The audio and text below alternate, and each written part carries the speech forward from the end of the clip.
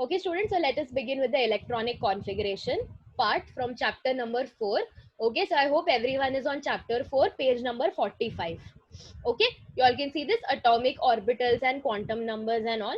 Okay, this topic. All right. Okay, now students, there is something called quantum numbers. Okay, fine. Again, what it is, why it is, and everything is explained in the previous part of the chapter. Right now, what we should know is, I want you all to mark these last two lines. These last two lines that are there, mark it and underline and keep. Each orbital is designated by three quantum numbers labeled as n small l and m subscript small l, and each electron is assigned with four quantum numbers, that is n, l, ml and ms. Okay, it is ms. So just mark these last two lines. All right, fine. Now students, electronic configuration, as I said in the beginning, we are not going to follow the old method where we just write 2 comma 8 comma 8. All those things are gone now. Now we have to give more specification. More specification means we have to exactly write the position of the electron, that where, see students, I already explained this thing, that all the orbits, they have subshells inside them. Okay, so there are SPDF and all. So electrons are actually present in these subshells. Okay, fine. Earlier, what you all used to do was, okay, K has 2 electrons, L has 8 electrons. You all used to write 2 comma 8 comma 8. Okay, or something like that.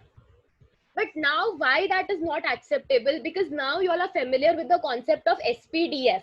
You all know that there is something called SPDF. There are something called subshells inside the orbits, and the electrons are actually present in these subshells. तो K के अंदर जो subshell है, वो subshell में electron होगा. You all are understanding? So that is the reason mentioning the exact position of the electron becomes very much important. Okay, fine. Now students, here there is a topic of concept of quantum numbers.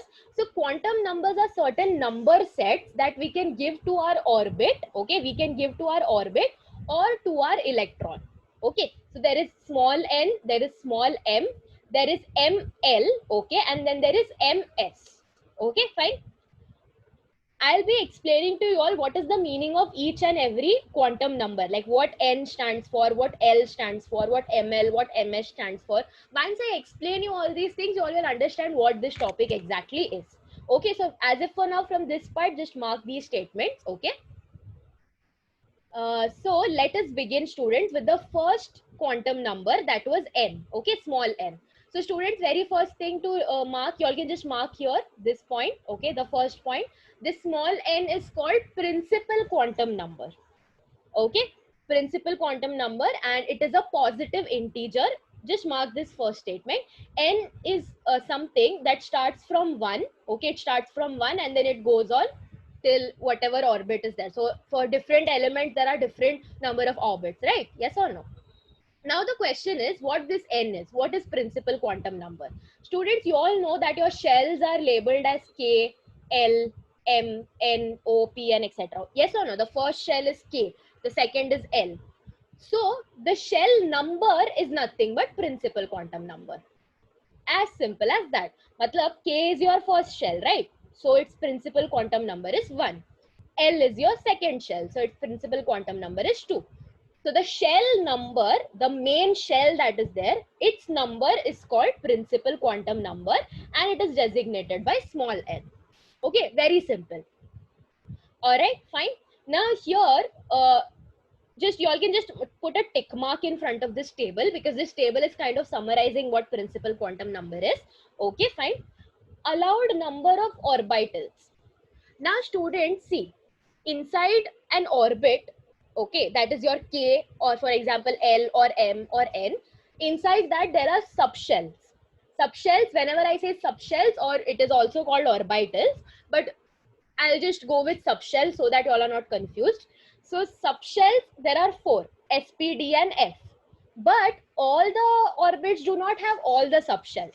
So what this point exactly means, see students, by doing n square, okay, n, that is your principal quantum number, you all can find out that how many subshells are present inside an orbit. Now for example, your first shell K, For that n is 1, right? So if I do n square, it is still going to be 1. So it means that my k shell has one subshell. Okay, fine. Let's see the next one, L. For L, the value of n is 2, right? Yes or no? Okay, fine. Wait, just a minute, students. I think so. All right, fine. So n square. So what is n square is going to give me 4. Yes or no? So it means that it will have 4 orbitals. Okay. I think so. I should get to this point later. Okay. As if for now, do one thing, students. You all can do one thing here or somewhere over here. Just write K. Okay. And in bracket, just write down S. Okay. Your K has one subshell, that is S. Then let's move on to L. Your L has two subshells, that is right, S comma P. Okay, students, I hope you all are writing this down. Write it besides the table. Okay, don't write it in inside the table. I'll get to this column back. Okay, I think so. I have to explain you all the other quantum numbers first. Then only I can explain this part to you all. Okay, so don't worry, don't worry. As if for now, till now, remember what is principal quantum number. That is your small n. And write down what I'm asking you all to write down. First write K and in bracket write S. Then L in bracket write down S comma P. Then M and in bracket write down S comma P comma D. Okay, and then write down N and in bracket write down S comma P comma D comma F. Okay, students, please let me know if you all are understanding what you all are supposed to write. Yes, miss. Yes, miss. Okay, Yes. don't Yes, worry. miss. Don't worry about that n square column. I'll get back to it. Okay, fine. Right now, just write down in K shell, there is only one subshell, that is S. In L shell, there are two subshells, that is S and P. In M, there are three, that is SPD. And in N, there are four, SPDF. And N onward, students, see, KLMN are the starting four. And then there might be more shells as well, right? If the compound is very large. So KLMN, OPQRST, there can be many shells. So N onward, students, okay? N onwards, all the shells will have SPDF in them. Okay, fine. So please let me know if you all have noted this down. Yes, miss. Yes, miss. Yes, miss. Okay, good. All right. Now, students, see, your S is only one subshell. One point, actually, it is going to come ahead, but let me just explain it now only. Your subshells also have orbitals inside them. So there is main shell.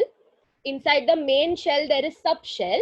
And even the subshells have partition inside them. So your S subshell does not have any partition. S is only one. But your P subshell is there, no, P. P subshell has three partitions inside it. I don't know if you all remember, but I have explained this to you all. PX, PY, PZ, somewhere when we were doing a basic principles, or I think so, hydrocarbons chapter. It's okay if you all don't remember this, but your P subshell has three, further parts. Your D subshell has 5 further orbitals. So your D subshell, inside that there are 5 orbitals. And your F subshell, inside that there are 7 orbitals.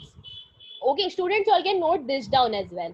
The part that I wrote just now, you all can write it down. Besides S, just write down 1. Okay. Students, all these things are written in your textbook. Okay, so don't worry. As I move ahead, these points are going to occur. So there also you all can mark and keep. But if you all write it down somewhere in short, it is better to remember. Okay. So S is only one. Like S subshell does not, it cannot be bifurcated further. Your P subshell, inside it there are 3 parts. Your D subshell, inside that there are 5 orbitals. And your F subshell, inside that there are 7 orbitals. Students, have you all noted this down? Yes, miss. Yes, miss. Okay, fine. Okay. All right. Now let's get back to this column, this n square column. Okay. So students, if you all have noted this down, then I'll just erase everything. Is there anyone who's still left to write it down? Please write it down. Okay. All right. All right. So students, let's get back to this n square column. Okay, allowed number of orbitals. Now one point that here the orbitals, by orbitals they also mean the subshells and inside the parts inside subshells. Okay, for example, you all have to tell me now, inside K which subshell is present? S. S. Okay, S is present.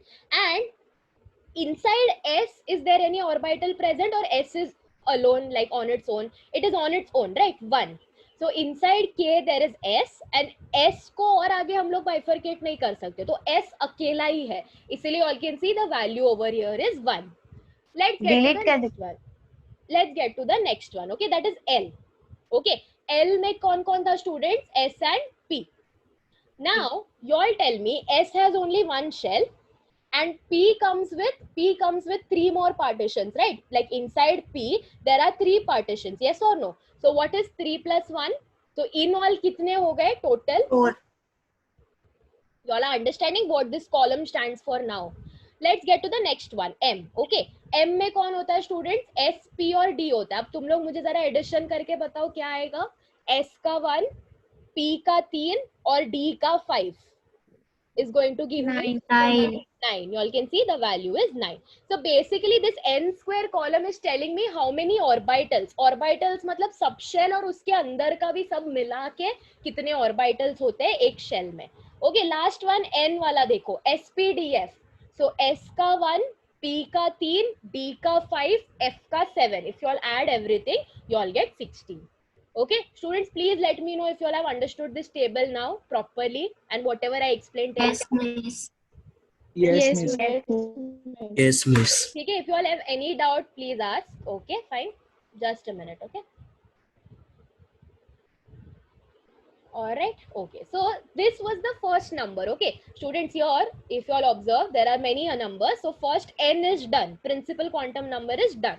Okay, fine. Next, let's move on to the L one. Okay, so the L that is there, small n. You all can mark this point over here. Okay, you all can mark this point that L is called azimuthal quantum number, or it is also called subsidiary quantum number. Okay, mark this, and then we'll just move ahead, move little down. After marking the first point, one more point that I want you all to mark is, I've marked in my textbook. See, mark this point. The values of L ranges from 0 to n minus 1.